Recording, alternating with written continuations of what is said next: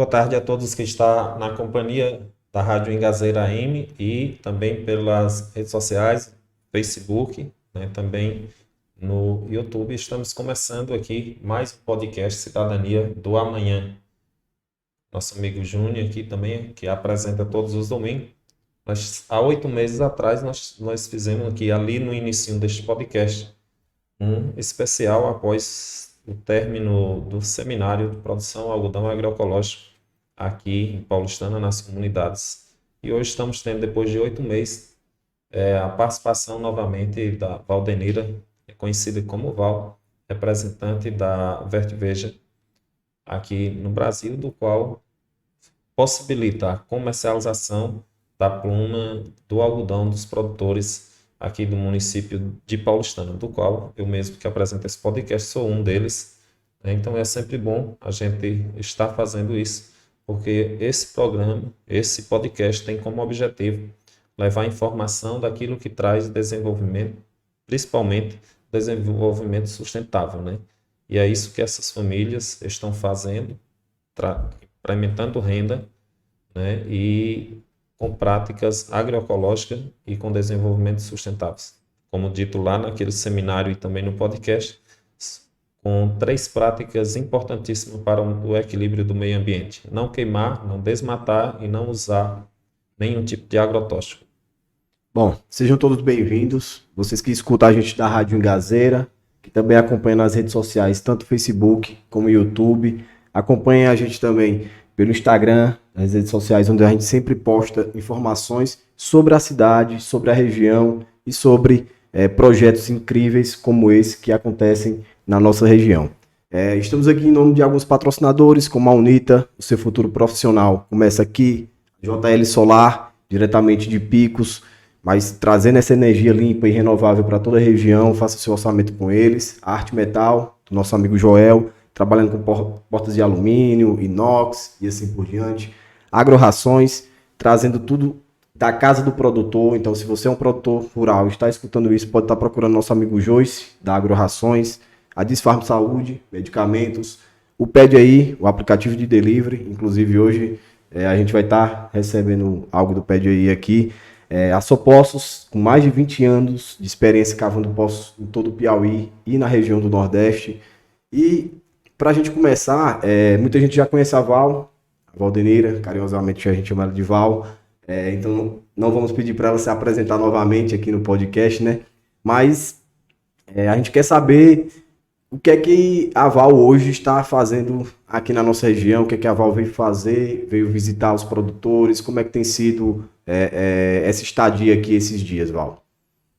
Boa tarde, Júnior, boa tarde, Oswaldo, boa tarde a todos os ouvintes. Então, esse ano já é a segunda vez que eu tenho o prazer de visitar os agricultores dessa região. Então, em janeiro, quando eu estive por aqui, visitei principalmente os grupos novos que foram criados, que é fruto da conversa, da articulação do seminário de setembro do ano passado, né?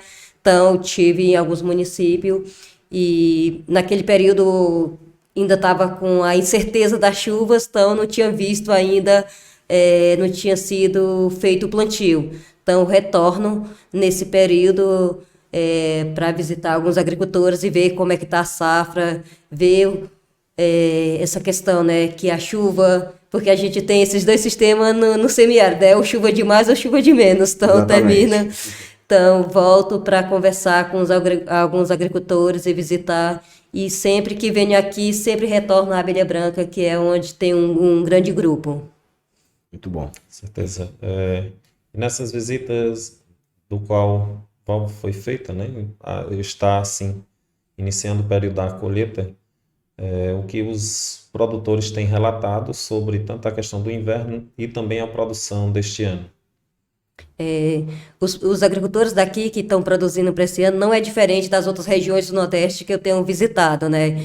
Então, em consenso que os outros 5 estados do qual a gente tem essa parceria de compra também sofreram com a falta de chuva no mês de fevereiro e o excesso de chuva agora na última quinzena de março e o começo de abril. Então, não é diferente dos outros territórios. Certeza. Dentro daquela estimativa que se tinha lá no seminário, que era dobrar o número de produtores, né? E quem sabe a questão da produção, tenho conhecimento, sei que o número de produtores até quase chegou próximo disso. Nós tínhamos 62 produtores, e chegamos a 107, né, para a safra deste ano. Mas nas visitas, né, como está? Mantém a estimativa de produção ou tem caído, né, por essa falta e depois excesso de chuva? Como é que está essa perspectiva? O número de 107 agricultores que disseram que ia plantar lá no início de dezembro, né? Porque essa articulação foi feita, o número de dezembro não caiu, permaneceu o mesmo número dos agricultores. Então, 107, mas talvez a gente tenha uma perca do que a gente previa nessas 130 e tantos hectares que está sendo implementada, uma perca aí de 10% a 15% do que a gente esperava, do potencial que tem desse tanto de terra plantada. Aí só para relembrar, Val, o potencial era de quanto, mais ou menos? A gente pensava em chegar até aproximadamente 15 toneladas. Então, a gente pensava naquele momento, pelo número de famílias e a média daqui, porque a média do município chega em torno de 1,9 hectare por família. Sim. Então, se a gente multiplicasse 107, então a gente teria um número maior, mas infelizmente a chuva fraca do mês de fevereiro fez até com que alguns não concretizassem o tamanho da área que ia plantar, que alguns disseram que ia plantar 3 hectares, mas não conseguiu preparar, porque a terra secou, né? E quando a chuva chegou, aí termina também em algum momento prejudicando o que já está nascido. Então, isso talvez a gente vá ter entre 10% a 15% a menos do que a gente previa naquele primeiro momento. Verdade. Na minha roça, eu tenho, assim, o que eu mais percebi de negativo desse ano. A gente teve a falta lá no período que era para estar o algodão florando, né?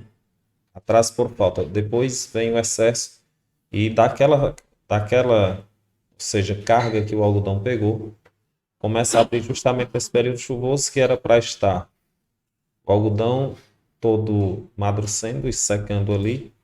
E aí o algodão começa a rebrotar novamente e ficou mais difícil a colheita do que abril, como também uma alimentação para a questão de o bicudo, que nesse período aqui ele começa a chegar, uma vez que o ciclo era para ter fechado, não está mais brotando o algodão.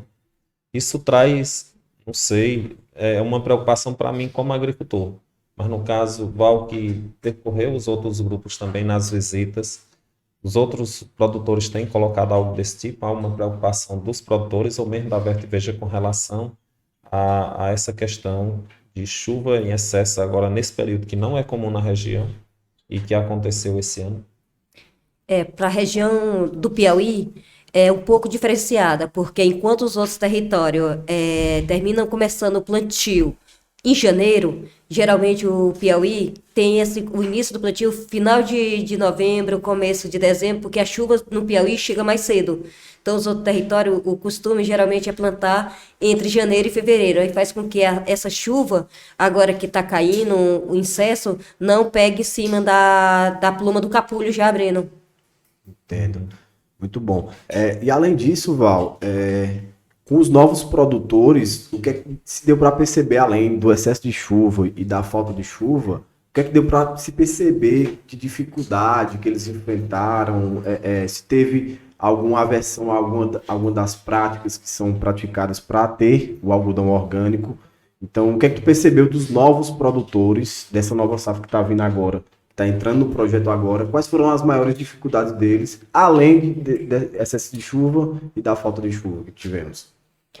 Na verdade, o grupo que foi articulado para esse aumento de produtores aqui foi escolhido a dedo. Porque o que aconteceu? São grupos que já que faz parte da apicultura.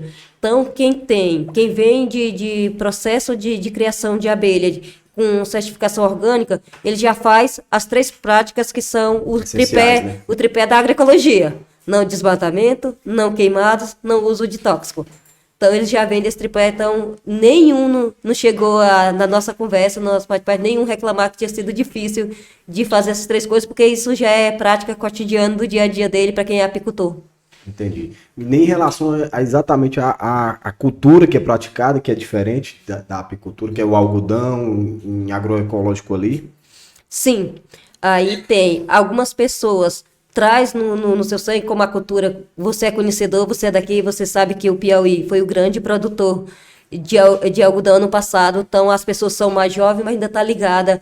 Ah, eu apanhei quando eu era criança, eu vi Sim. meu pai, meu avô era o intermediário de comprar, então cada um carrega no seu DNA a paixão pelo algodão, né? Então, Sim. mesmo os mais jovens que não tenham coletado, mas ouviu do pai Do pai, dizer, do vou avô. dizer, então, isso está na nossa cultura, está no nosso DNA, não tem como fugir, não tem quem não se apaixone pelo algodão. Então é muito mais algo psicológico Lógico. do que algo da prática mesmo ali, né? Sim. Entendo. Certeza. E mais intensamente desses últimos anos que tem trabalhado, dentro desses produtores que aderiram ao projeto, o que está trabalhando aqui na região, depois desses que aderem, né, e começa a fazer as práticas, assim como o Júnior já citou, alguém desistiu do primeiro, segundo ano? Teve alguma desistência ou há uma permanência dos que estão e adesão de novos? Como é que está essa situação?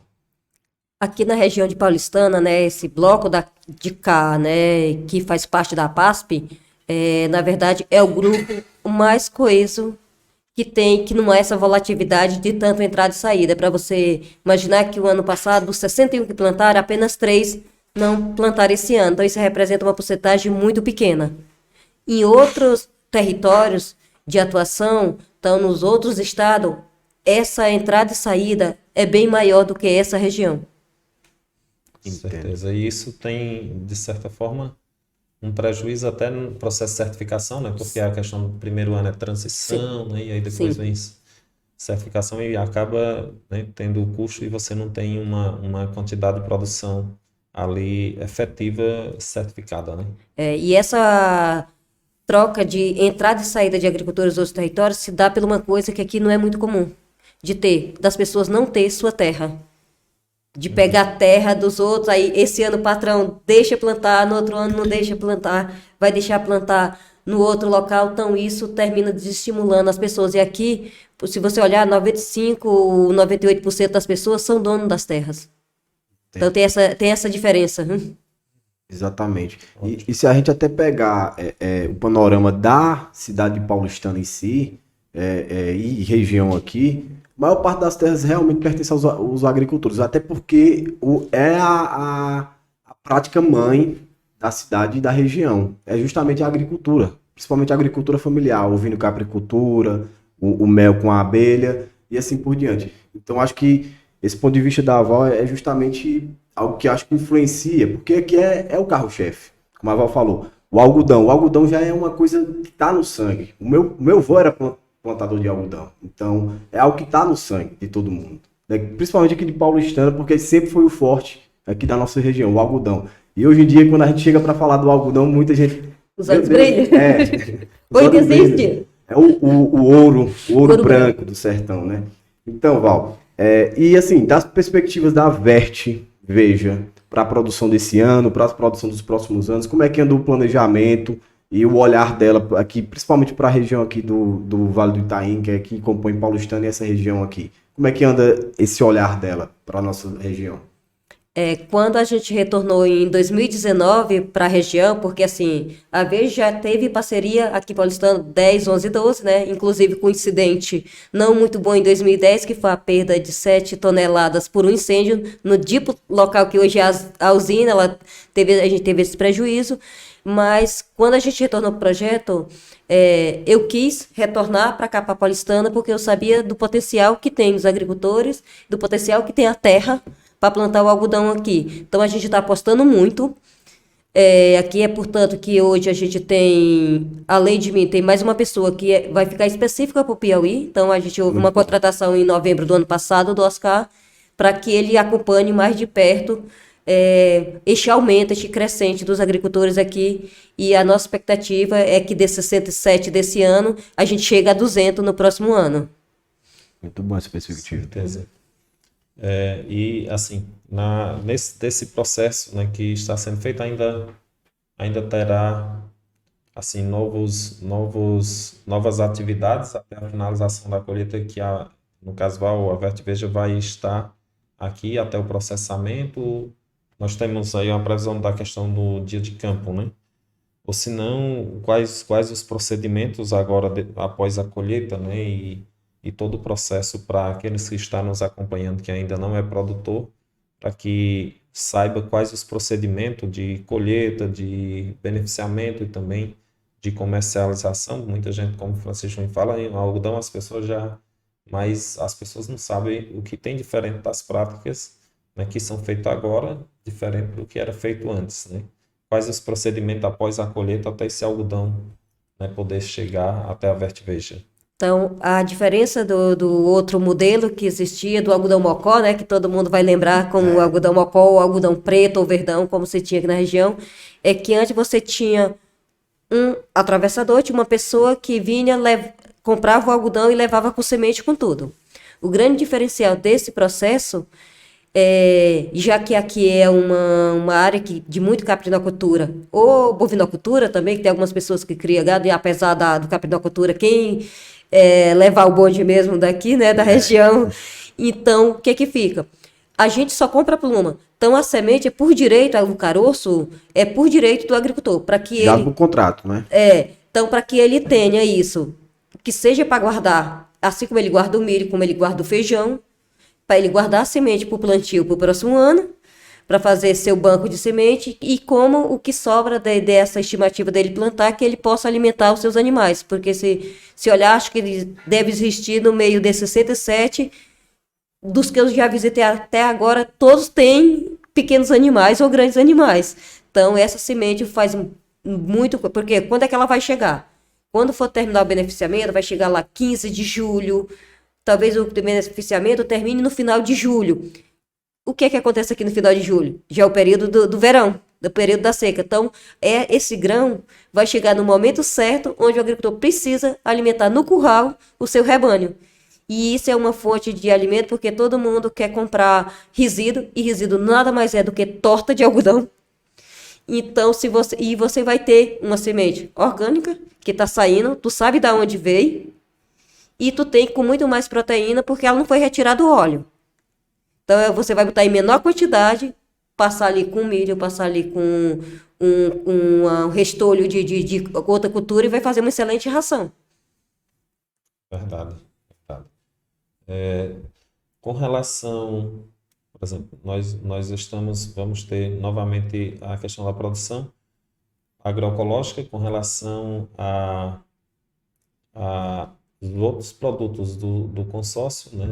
Ali no seminário discutimos, né, que há uma preocupação de toda a rede, como também da própria Vertiveja, a possibilidade de comercializar ou de trabalhar algum processo de industrialização com relação aos demais produtos. Além do algodão, para esse ano, teve algum outro caminho de algum tipo dos outros produtos que é produzido em consórcio desses agricultores por parte da Vertiveja ou da rede, né, que trabalha na região Nordeste? Na verdade, a Veja não tem condições de comprar os outros produtos roçados, porque ela faz sapato. Sapato não se faz com milho e com feijão. Mas o que a gente tem buscado, através do projeto Zelar, é fazer uma ponte. Nas feiras que a gente vai, a gente tenta conhecer outras pessoas que têm esse mesmo olhar do comércio justo para indicar. Foi o caso do contrato que a PASP, né, fez com a Sesame Real. Então, foi... O dono da Veja encontrou essa pessoa que vendia gergelim lá numa feira da França, e aí contou. No Nordeste tem umas pessoas que vendem algodão para nós, mas eles produzem gergelim orgânico também. E aí isso fez com que criasse esse elo. O professor pegou o contato dele, repassou para a diaconia, para o Fábio Santiago, que é o coordenador do projeto Algodão, né? E fizeram essa ponte. Eu fiquei muito feliz quando a Sesame conseguiu, os agricultores discutindo, a gente não interviu em nada, porque a gente só fez a ponte, usar o nosso conhecimento de a gente poder estar nos outros espaços e achar outros parceiros ideais e repassar. E as associações trocaram sozinhas, discutiram o preço e eu só soube depois que me mandaram o contrato, me falaram, olha, deu certo, a gente fechou o contrato com essa outra empresa, então a gente vai ter mais um produto com compra certa, com preço já definido. Então eu fiquei bem feliz e assim eu espero que apareça outros por milho, que apareça outros por feijão, que apareça outras pessoas para também valorizar esses outros produtos. Até porque, Val, uma perspectiva em relação a isso é que se valorizar toda a produção que é produzida, porque o algodão ele é montado em consórcio, então se você for valorizando toda a produção ali e beneficiando cada ponto ali, vai valorizar o próprio algodão também, porque vai começar outros agricultores a enxergar que aquilo ali tem um potencial, porque vão ver que o dinheiro está entrando. Porque, querendo ou não, o agricultor só vai acreditar realmente quando ele vê que o dinheiro está na mesa, a comida está na mesa, está entrando, está evoluindo e ele está vendo o crescimento dos outros agricultores. Então, a partir do momento que ele vê que os outros estão crescendo, ele vai dizer, não, poxa, então tem alguma coisa nesse algodão aqui, vou investir. Por mais que seja diferente daquele algodão passado, do antigo, quando ele vê que a valorização de toda a produção está sendo valorizada ali, ele vai querer entrar nesse negócio também. E a gente espera muito que as associações daqui, em conjunto com a PASP, com a Vertveja, utilizem justamente desse network, dessa comunicação, de estar conhecendo uma empresa ali, outra ali, e estar se ajudando, porque um braço ajuda o outro. E a Vert, eu aposto que a Vert vai ganhar muito a partir do momento que os outros produtos também vão ser beneficiados, né? E é legal que eu acho que, talvez eu não conheço se tenho, mas não vejo, é o movimento de fazer feiras agroecológicas. Então, eu acho que Paulistana está precisando dar este passo, que os agricultores têm macaxeira, tem melancia, tem tudo produzido desses agricultores que tem um certificado para tudo isso.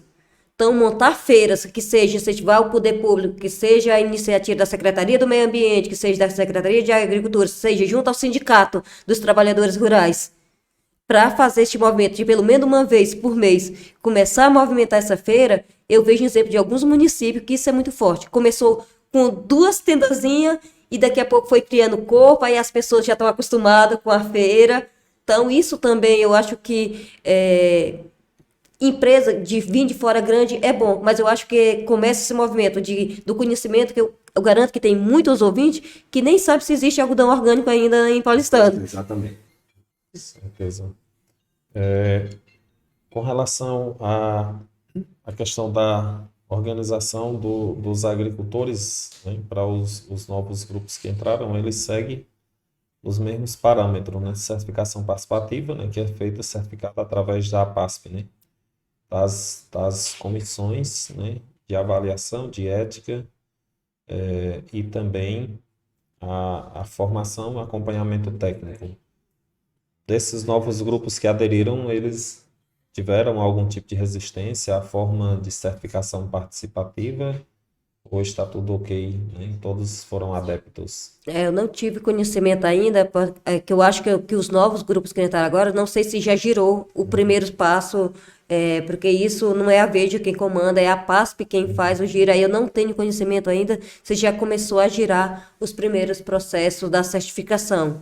Se já houve módulo, porque assim, a PASP que é responsável por fazer esses módulos de certificação participativa, de entender o processo, eu não sei se já aconteceu, acredito que não, por conta das chuvas também, que não consegue chegar em algumas comunidades, a gente não consegue chegar.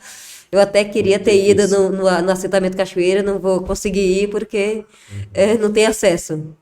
Verdade, certeza. Pois, tranquilo. Finalizando assim, né, a gente abre o espaço, né, para algo mais que Val queira acrescentar ou alguma mensagem de motivação para os produtores e também as considerações finais, né, dentro desse podcast, né, Eu formativo. vou, inclusive, deixar um comentário aqui. A Val falou sobre a feira e tudo mais. Já acontece uma pequena feira aqui na cidade, mas eu acho que falta um pouco mais de organização de ter um local próprio. Que hoje ela acontece ali dentro da rodoviária, né, Oswaldo? Já se iniciou, tá? Pequenos Legal. passos. Só que eu ainda acho que precisa de um espaço próprio que seja conhecido mesmo como uma feira da cidade. Que aí Legal. sim, a partir desse momento que tiver um espaço local, um próprio, para ser essa Padronizado. feira, padronizado, tudo adequado para atender às necessidades do agricultor, aí sim eu acho que a gente vai estar pontos maiores. Mas já parabenizar aqui a iniciativa de quem começou isso. Foi o ex-secretário Éder Joffre, secretário de Agricultura aqui da cidade. Então a gente já está um pouquinho começando, engatinhando ainda em relação a isso, tá certo? Isso é animador. Isso é animador. Certeza, verdade. Eu só tenho a agradecer, né, e convidar, dizer que todos os grupos estão abertos para que se insira, se tem 5 aqui, se mais 10 pessoas quiser entrar junto daquele grupo onde já existe, tenho certeza que tem espaço de comercialização, até mesmo porque a demanda da Veste, hoje o que a gente demanda, 70% vem do Peru, e o nosso sonho, ou meta da equipe Fibras, é que em 2025 seja 50% Peru e 50% do Brasil, esse algodão orgânico. Meu sonho pessoal é que invirta os valores. Seria ótimo isso. Seria ótimo. A gente agradece a Val, a ceder o tempo aqui da Val para estar participando. Agradecer a toda a equipe aqui de gravação, a nossa equipe do podcast, a Aninha, a Daniele, o Matheus, o Igor, o Luan, o Cristiano, a todos que apoiam esse projeto aqui. Agradeço mais uma vez por estar cedendo esse tempo para a gente, Val. A gente vai estar lhe dando um brinde aqui do podcast, algo que representa muito a nossa região aqui, que é um Obrigada. cacto. Muito obrigada, carinho, Júnior. cuide com muito carinho também. Com certeza isso será levado ao Ceará com muito carinho. Que bom.